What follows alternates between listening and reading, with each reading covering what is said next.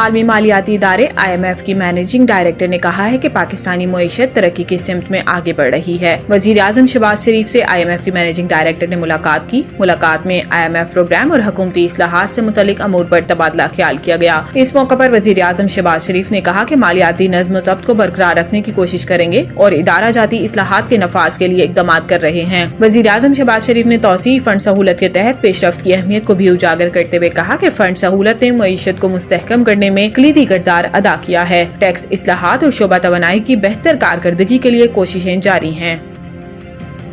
Chief justice اسلام آباد high court نے ججز ریپریزنٹیشن سے متعلق فیصلہ جاری کر دیا۔ اسلام آباد ہائی کورٹ کے ججز کی سینیورٹی تبدیلی کے خلاف 5 ججز کی ریپریزنٹیشن مسترد کر دی گئی ہے۔ Justice Mohsin Akhtar Kayani, justice Tariq Jahangiri, justice Babar ستار، جسٹس سردار اعجاز اور جسٹس سمن رفت کی ریپریزنٹیشن مسترد کر دی گئی۔ چیف جسٹس عامر فاروق نے ہائی کورٹ رجسٹرار کو فیصلے کی کاپی کے متعلق ججز کو بھیجنے کی ہدایت کر دی۔ 3 ہائی کورٹ سے ججز کے تبادلے کے متعلق اسلام آباد ہائی کورٹ میں تبدیل سینیورٹی لسٹ برقرار رکھی گئی۔ لاہور ہائی کورٹ سے اسلام آباد آنے والے جسٹس سرفراز ڈوگر سینئر پیونی جج برقرار ہیں۔ اسلام آباد ہائی کورٹ کی جاری کردہ فیصلے کے مطابق ہائی کورٹ سے ٹرانسفر ہونے والے ججز کو دوبارہ حلف کی ضرورت نہیں۔ ججز کی تعیناتی اور ٹرانسفر میں فرق ہے اور دونوں مختلف باتیں ہیں۔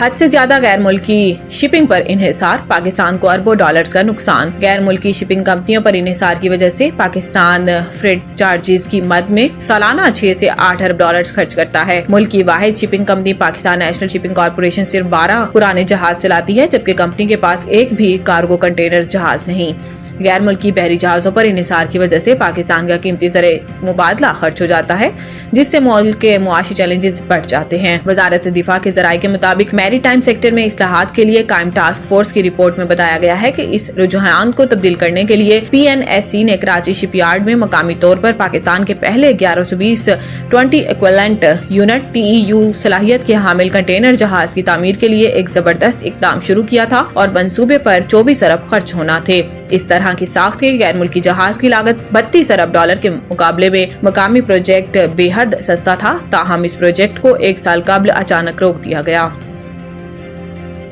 وفاقی وزیر خزانہ محمد اورنگزیب نے کہا ہے کہ تجارت کرنا حکومت کا کام نہیں، حکومت نجی شعبے کی مکمل معاونت کرنے کے لیے تیار ہے۔ Securities and exchange commission of Pakistan کے تحت انشور امپیکٹ کانفرنس سے خطاب کرتے ہوئے وزیر خزانہ محمد اورنگزیب نے بتایا کہ IMF سربراہ سے حوصلہ افزا ملاقات ہوئی۔ انہوں نے کہا کہ 12 مہینوں میں میکرو اکنامک استحکام حاصل کر لیا۔ IMF سربراہ نے اسٹرکچرل اصلاحات کو کھلے دل سے سراہا۔ معیشت کے استحکام کی تفصیلات کا سب کو علم ہے۔ انشورڈ پاکستان کی طرف جانا ہے تو تیز تر اور سستی انشورنس اہم ہوگی۔ وزیر خزانہ کا کہنا تھا کہ معاشی استحکام کی جانب پیش رفت کے بعد حکومت اصلاحات پر کام کر رہی ہے، تاہم تجارت کرنا حکومت کا کام نہیں، حکومت کے پاس اس کی صلاحیت ہوتی ہے۔ حکومت کا کام نجی شعبے کو سہولیات اور بہتر پالیسی فریم ورک فراہم کرنا ہے۔ اپنے خطاب میں وزیر خزانہ نے کہا کہ انشورڈ پاکستان کا آئیڈیا بہترین ہے، اس پر مباحثہ ہو چکا ہے کہ ہم کہاں کھڑے ہیں، اب اس پر بات ہونی چاہیے کہ ہمیں کہاں ہونا چاہیے۔